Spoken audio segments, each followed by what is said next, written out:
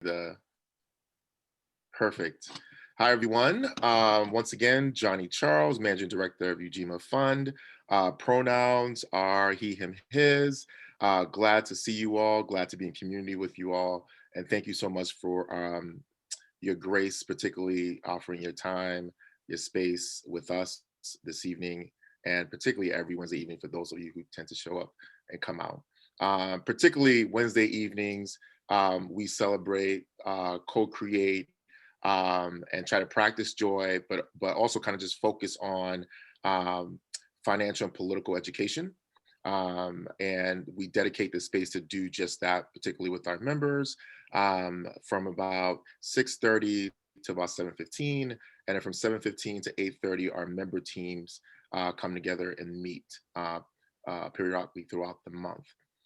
So this month, I guess let me just lift a couple of things that were mentioned a little earlier, and I won't go into detail for the most part, but there's we lifted the word, the term, the description of Blackness, and we tend to do that all the time, a lot, in how we identify our team, how we identify some of the communities that we are working on behalf and for, and who are we accountable to, particularly the working class communities in Boston. But I just want to lead this by saying, when we talk about Blackness, it's all inclusive in the sense of that's symbiotic and symbolic of those who are ultra marginalized by 1, 2, 3, or different identities in general. And so we're also lifting other individuals as well, particularly those who are not represented and lifted in a lot of different communities. And that could be by disempowerment, disenfranchisement, and so on and so on. And then in particular, when we talk about needs, we have the assembly next week. We'll be talking a little bit more about or ratifying some needs that we currently have, that our different communities have identified and nominated as, or voted on as needs that pertain to their community. We'll be talking a little bit more about that next week and moving forward in terms of what does that mean and what are the needs and do we need to reevaluate that. One of those needs and one of those things that came out of those conversations are restaurants. Restaurants that are a little bit more flexible, inclusive, that look like us and that really serve both community and workers. And we've invited one of our favorite restaurants, and I'll just put it out there that I have never visited, so I feel a little ashamed in saying that, but I plan on to, but I've heard so many different things, and your reputation precedes you, Mei Mei. And so I'm gonna invite Irene to talk a little bit more about Mei Mei, but if your presentation is anything like the description of your comfort food earlier, then we're in for a treat. So without further ado, I just want to say thank you all for coming. We'll break out into some conversation afterwards with some Q&A after the presentation, but look forward to fruitful and valuable substantive conversation. So Irene, feel free to jump on in. Great, thank you so much, Johnny. I'm very happy to be here with you all and with Seth as well. He and I got to touch base a little bit before this call.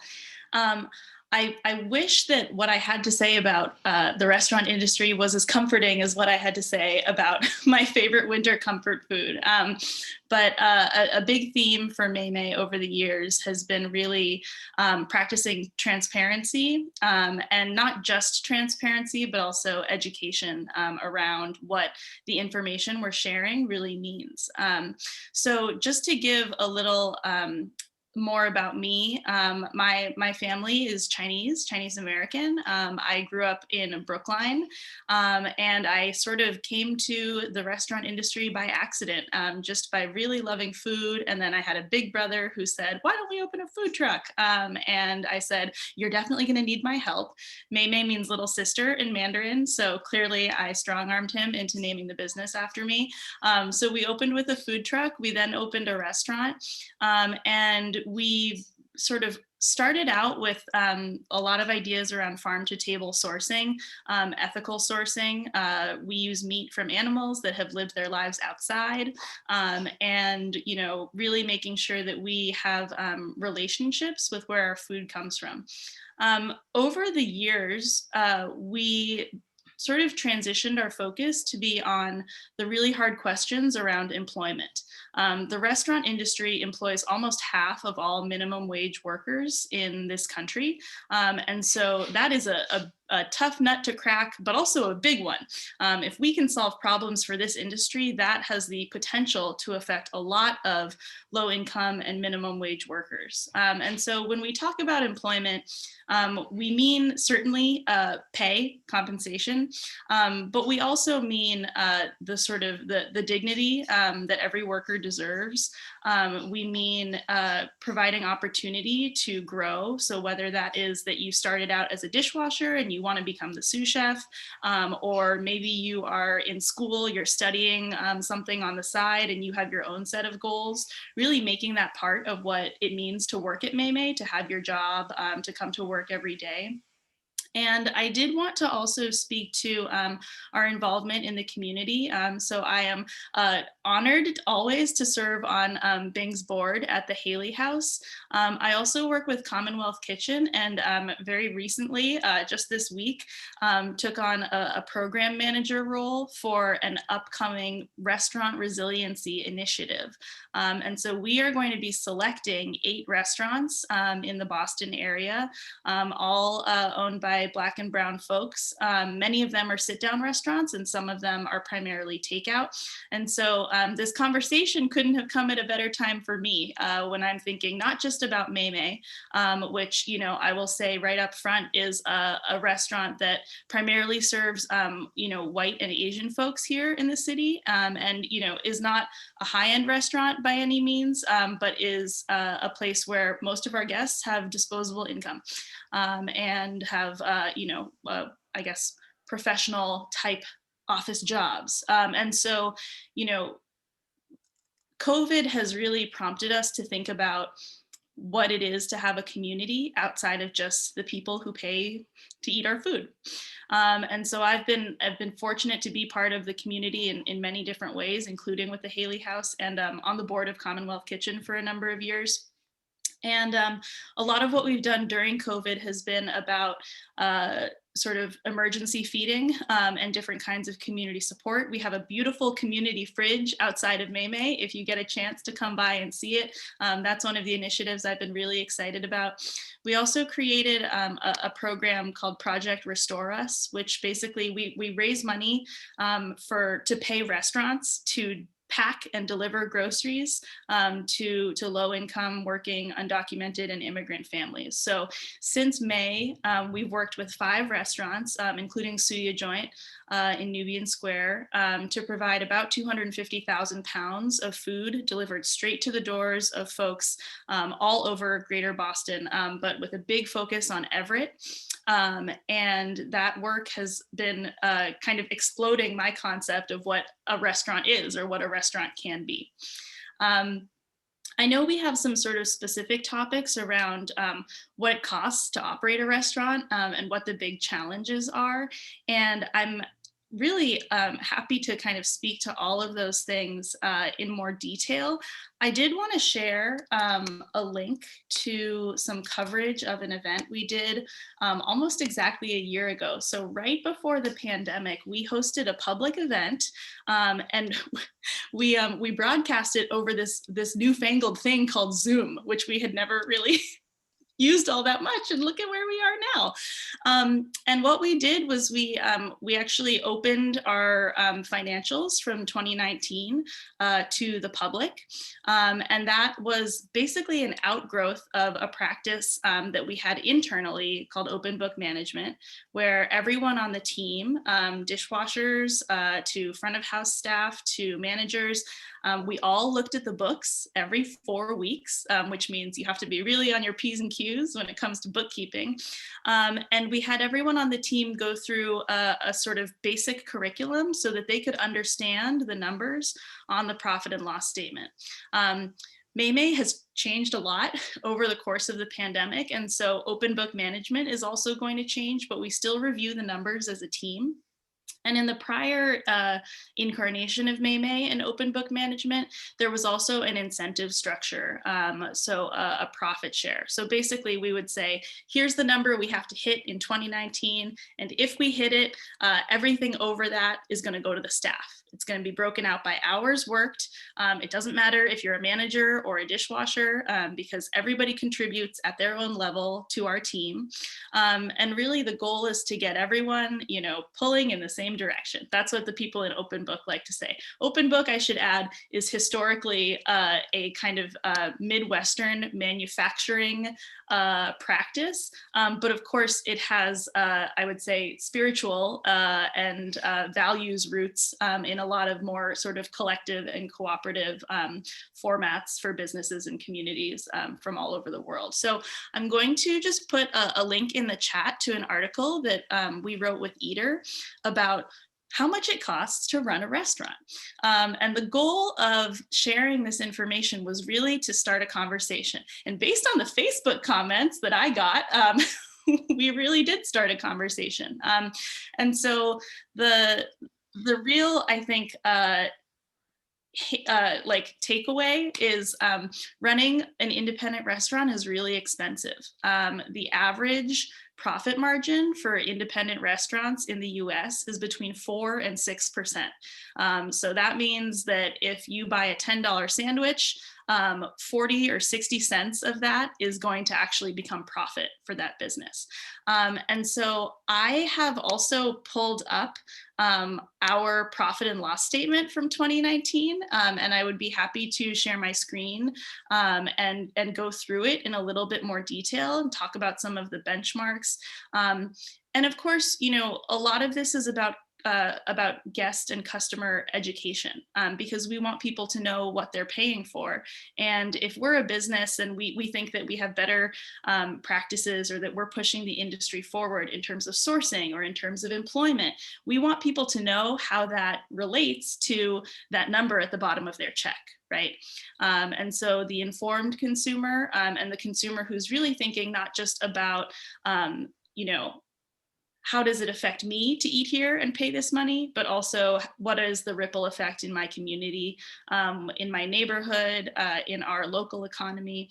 And so I think maybe I'll leave it there for now. And I'm also excited to hear from Seth, but I would love to hear questions and comments from everyone. And if it makes sense, I'm happy to put the P&L up and we can kind of, we can rip it apart together. I would love to do that.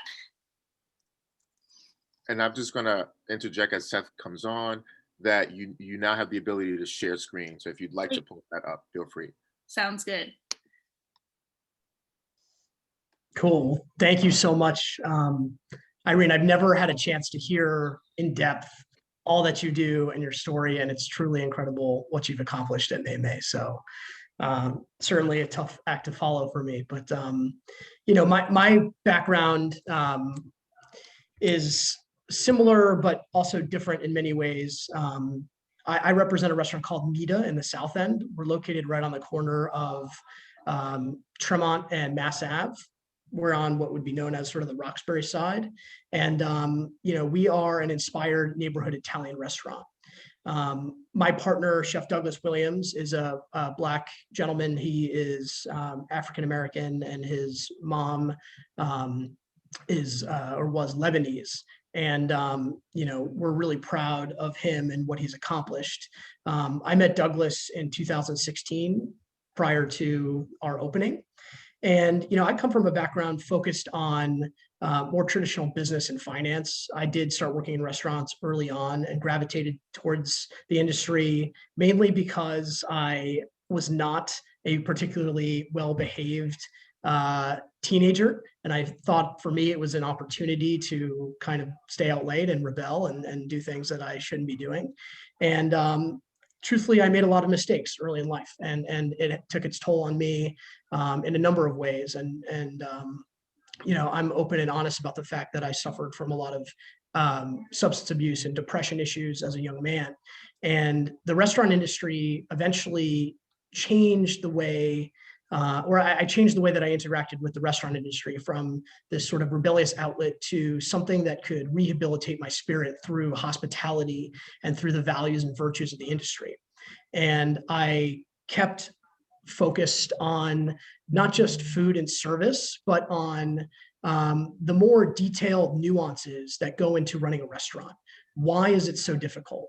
What are the things that we need to know in order to be a cut above the rest in terms of operational excellence, service excellence, culinary excellence?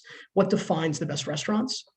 And over time, the focus became how to kind of work alongside independent restaurants and bolster those chefs and those owners with some more structure that would traditionally be utilized at larger corporate entities, or what would be seen as sort of more sophisticated business management structures. The restaurant industry, I think, is very wrongly looked down on as sort of a secondary vocation because it has a low barrier to entry. But if you look behind the curtain, and if you look just at the complexity of what Irene described, there's so many moving parts, there's so much complexity, managing people, managing the operation, managing the business, interacting with government on a municipal level, interacting with the community. It's an extremely complex social network that is also operating as a business and as an eatery. And that really became my mission over time as I evolved out of this tumultuous period of my life. Was if I was able to rehabilitate myself through hospitality, and if I see so much value in the restaurant industry, I do have a degree and I am proud of that, but, and I'm proud to bring that to the restaurant industry. Why are so many of my peers in the industry saying that they feel stuck in the business, or they aspire to do more, or they're not happy with their jobs? We should be so proud of our industry and what we can accomplish through the restaurant business. Let's change that paradigm and let's get to the root cause of why that is. And, to me, it all comes back to people. And we are an industry that's based on, at least today, needing people to deliver a product. And everything from our brand through our financial performance happens because people make it happen.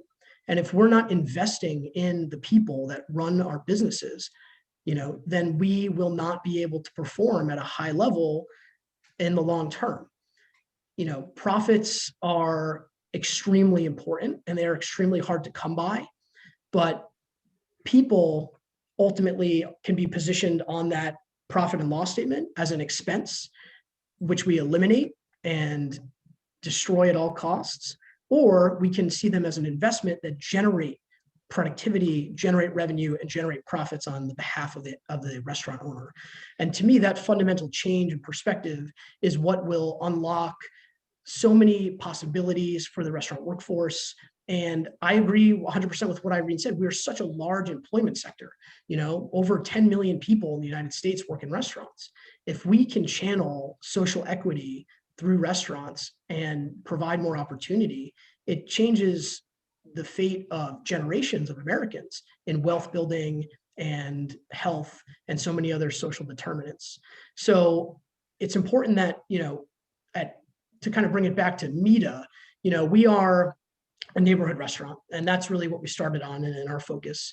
And obviously Douglas brings this perspective of Black leadership and really representing that community. We've done a lot to create different fundraisers and try to give back. Right now we're in the middle of a campaign that we've created under a brand called Community Through Hospitality, which is a way for us to shine light on local business and generate funds for a cause that is related to, social causes relevant to the restaurant industry. So right now we are requesting that restaurants advertise the campaign, and we're trying to raise money for the Greater Boston Food Bank. Obviously, there's so many people in the minority community who have been disproportionately affected by COVID and are food insecure right now.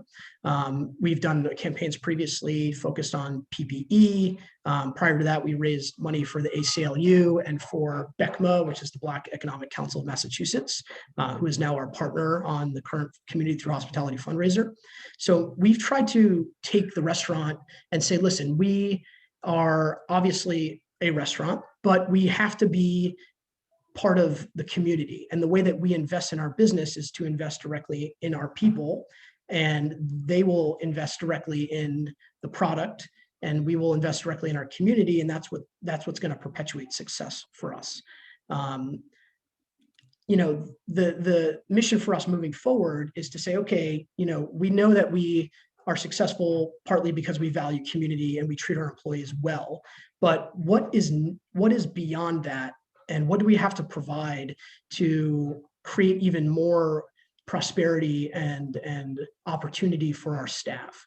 And that next frontier to me is a combination of education, financial literacy in education specifically, and wellness. So we're currently working on a program to be able to provide wellness services directly to our employees that we would like to eventually scale to their restaurants. And with that, provide targeted financial education to our employees so that even though they're not making hundreds of thousands of dollars a year, even if they're making $20, $30, $40, $50,000 a year, they still can see a pathway to financial freedom and comfort.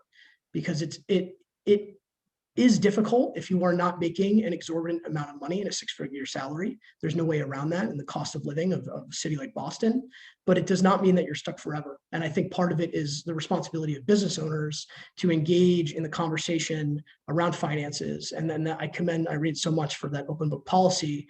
It's not something that we adopted yet at MIDA, but the effects beyond just incentivizing them to perform, when you start to see the world through the lens of finance, it changes the way you view your own life, and it gives you insight into the way money works, and it changes the way you conduct your life, honestly.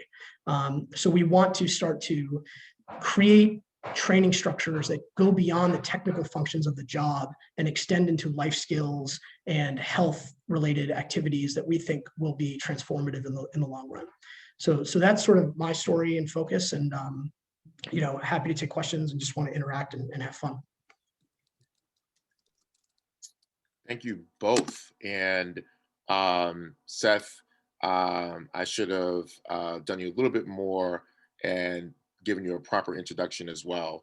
As with Irene, the transition was off a little bit, so I apologize for not lifting you a little bit more.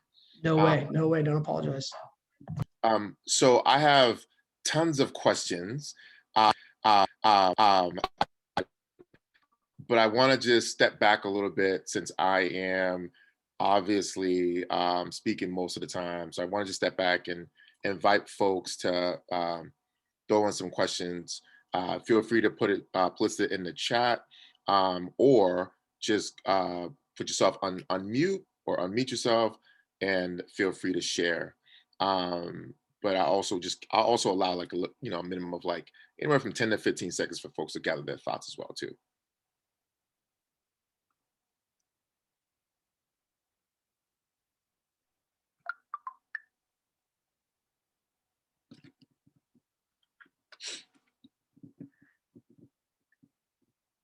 I mean, I don't mean to get too excited, but I'm kind of excited that I'm going to get to ask questions. But oh, he does. Oh, I'm not disappointed at all. Angel, please ask your question. Hey, thanks for sharing, first of all. My question is for either or both of you. I mean, I do not know what that open book is. It sounds awesome. I think it's great how you see your employees, as something you want to appreciate, not depreciate in terms of costs, obviously, and life, right? But do you think advocacy is important as well to so they can become active in their communities, just in terms of either, I see the small businesses protecting the communities when the residents are being ignored.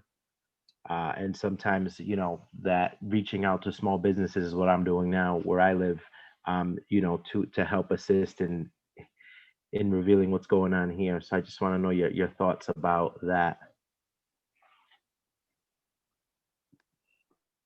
Irene, do you want to speak to the open book? I think that's your. Yeah. Sure. I mean, I'll just say a couple other things about Open Book.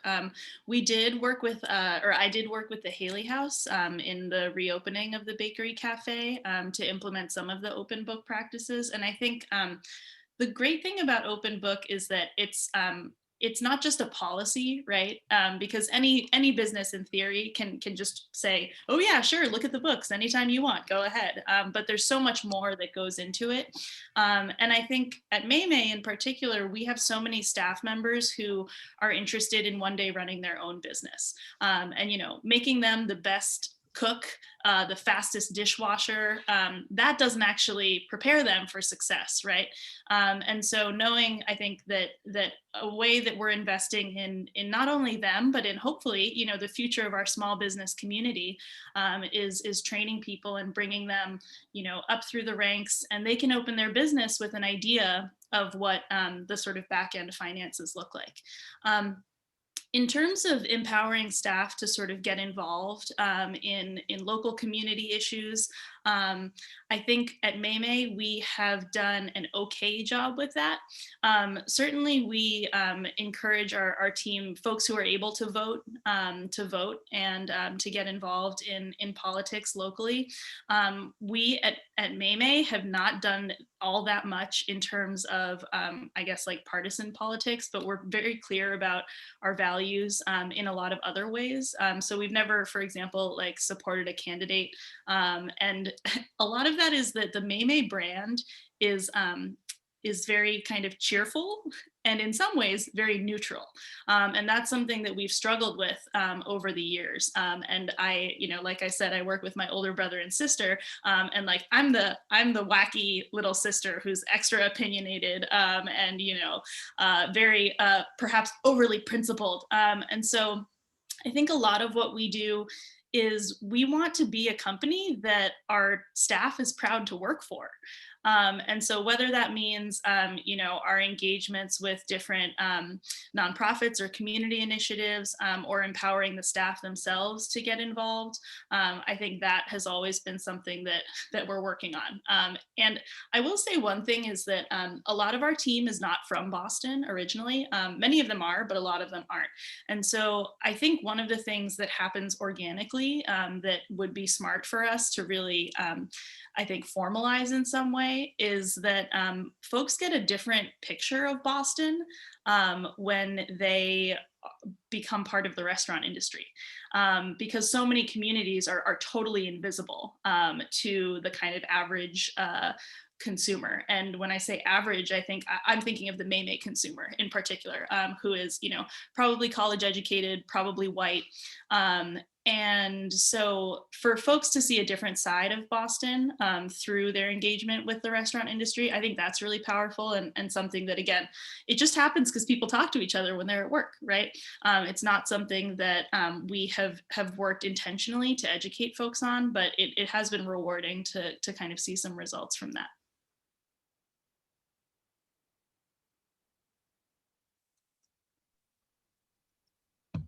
Yeah, if I could just speak quickly to that, I think on the advocacy side, it really is about expression of values. And there are some restaurants that do come out and make direct political statements. I will say that is not really my particular style and approach. I think that it is important to some degree that the brand remains politically agnostic, because at the end of the day, there are people who are amazing, wonderful, caring people and fit the definition of somebody that I would welcome into my restaurant, but might not share my same political affiliation. And when you bring the conversation about just the restaurant brand into the political arena, you may inadvertently alienate some customers that otherwise would be a great fit. However, what are the values that should have nothing to do with politics that we should be infusing into every corner and pore of our organization? Respect, care, open-mindedness, love. Those have to be things that flow like a clear stream, and every employee has to embody that. Every manager, every moment of interaction that employees have with the ownership have to represent that. And I think that by getting involved with, local charities that, resonate with the same values, or other local organizations that resonate with the same values, you are in a sense making a political statement. And if you also create opportunities to get the staff involved in that, it's helpful. We've had staff members that have shown up to do fundraisers that we've been the key organizer on. Some are really interested and engaged, and some aren't so excited. So I think there's a spectrum, and creating the opportunity is important. Just because somebody isn't involved today doesn't mean that they won't be involved a year from now. I think everybody sort of wakes up to the reality and gets involved in politics on their own time. And some people in the restaurant industry, we talked about sort of mental health and some other issues. If you are preoccupied with your life and you do not feel like you are in a position to speak up or even have a voice, you may not even feel like you are ready or qualified to be a part of that. So I think the restaurant needs to first provide this foundation of support, wake people up to the value that they do have as an individual. And then I think they'll be inspired by seeing what others are doing around them, and they will eventually get more involved. So it is important, but it has to be a gentle guiding process. It can't be a requirement. Thank you for that. Thank you for you both, Seth and Irene. We have a question that came up in the chat from Sierra. I would love to learn more about the mechanics of opening and running a restaurant and what it's like now with the pandemic. Seth, why don't you kick it off? Oh man, don't open, no, I'm just kidding. Do open a restaurant. So restaurants are notorious for being chaotic, period, but openings are especially crazy. I think that's partly true, but I think it is often because people underestimate exactly what it takes, and they don't necessarily do all of their due diligence and planning. And I'm not saying that to be a deterrent for anybody that has a dream of opening a restaurant, but I would say that it's essential that if you're an amazing host and you can rock the dining room, or you're an amazing cook and you can just blow people's minds with your menu, that's awesome. But you also need a partner to help you on the administrative and business side. And I think chefs or sommeliers or restaurateurs that don't have that yin and yang relationship struggle. So mechanics, it's about really the first step, I think, is often in obviously creating your concept, having clarity. Often people want, I want to be an Italian restaurant with Japanese influence and homage to my Mexican heritage. And it's like, that sounds great in your head, but it's not clear what that means. You have to really work on your concept. So I think flushing out what you want, flushing out your menus, coming up with a business plan obviously is important. How much sales do you think you're going to do? How big of a restaurant? Working through the specifics of really bringing the vision to life in an organized pitch deck, and going out from there and identifying a space. That's really one of the hardest and first steps. You need support in your corner. You really need help, maybe from a lawyer or a personal friend or an advisor that can help guide you through the process. They say in real estate specifically that you make money or you lose money when you make the deal. And if you sign the wrong lease, you will never be successful. The same goes when you go and you find a contractor and or an architect, and you start to bid on your space. If you spend too much money, you will also never succeed. So I think having, again, without going to such specific nuances, flushing out your dream, finding and identifying the right real estate with the right terms, finding and identifying the right architect and the right construction team to support you. And then, in between when you sign a lease and when you are going to go on construction, because hopefully you have a lead time, usually it's like 6 months, 9 months before you actually have to open, you need to be fully prepared to raise funds. And that happens on a spectrum. Sometimes you can raise money in advance before you go out and find a space. Sometimes you are kind of doing the fundraising on a rolling basis. There's a million different ways to approach it, but it's a combination of the right real estate, the right investors, the right concept, and the right construction process. And then the last thing that has to flow through all of it is that you need to be organized with the administrative piece as far as interacting with the city. Because where a lot of restaurants make mistakes is that they don't procure the proper permitting or licensing. They don't take into consideration certain requirements in the design as far as ADA requirements or plumbing or building codes. And if you will not get proactive communication from the city, you need to be the proactive, just lead in the conversation. Because if you don't take into account a certain code and then you go and call the inspector, you will not open. And then you have to go back, and it's time and money that's extremely expensive. So I think, again, the biggest thing is if you're excited about a restaurant, having somebody that understands the procedures and process, that even if it costs a little bit more money on the front end and you feel like, oh, I can do it, I don't want to pay them, it's worth it. That's why lawyers exist. That's why that's why those people are there. So that's sort of my overview. That's amazing, Seth. I will say that Mei Mei is someone who signed a not very good lease, and we got, for contractors, a couple of different quotes. We ended up spending about $300,000 to build out Mei Mei. We could have spent 4 times that. Probably, but we couldn't afford it. And so, you get what you pay for, and now we're paying for it on the back end with things that are breaking or don't work. And that's kind of that's like the same old story for so many small businesses, right? Certainly I could say that we bootstrapped Mei Mei in a sense, but also it is worth noting that, I came into Mei Mei without having, for example, like any debt, for school loans, things like that. And so I think a lot of the time, especially when we talk about startups, we say that people are ambitious or bold, and what we really mean is they had a trust fund, and that's what made them ambitious, and that's what made them bold.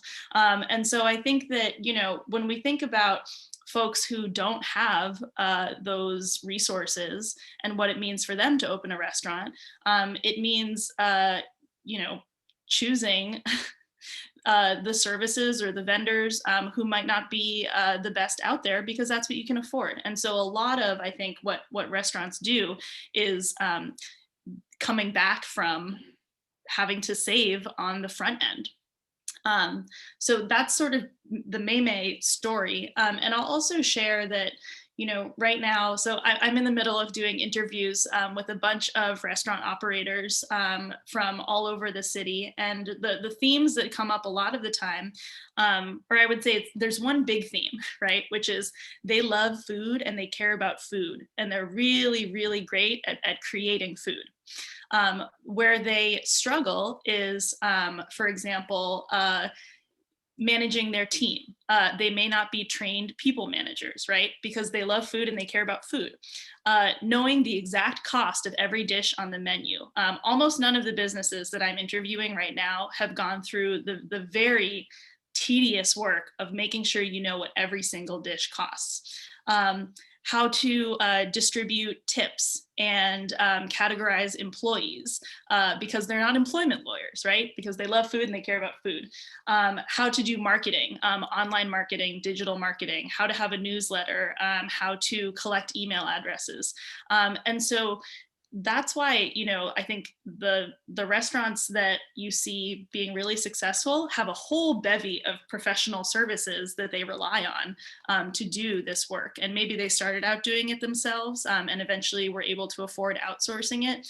And so those are a lot of the things that I think about in terms of taking these businesses to the next level, where the owner doesn't also have to be behind the cash register every day. How can they get away from working in the business and start working on the business? And once they're working on the business, I think that's where we get to the point where we can really talk about building wealth and building a business that can actually change and aid a community in its development. And of course, also, like, chefs aren't accountants. And so almost all the food businesses that I've mentored formally or informally go through a period where they used to have all of their receipts in a shoebox, and then they have to go through the process of turning that shoebox into QuickBooks. And there's a lot of, honestly, like, there's a lot of shame and like guilt and anxiety that goes into that process. But that is always a big step that I think kind of early stage food businesses have to go through. Okay, thank you. Thank you both, Seth and Irene. We're at 7:15, so we're at time. I want to thank you both for coming out, but very specifically, there's a few things that you both did that, at least for me, that I'm grateful for in working with small businesses, which is allowing yourselves to be vulnerable in this space and admitting some of the things that you didn't know going in, or some of the spaces that a lot of business owners would not like or be comfortable to share in such a public setting. So just want to thank you both and lift that, because that's incredibly important, whether everyone notices that or recognizes it at all. Um, so I'm going to ask Sierra to stop recording, and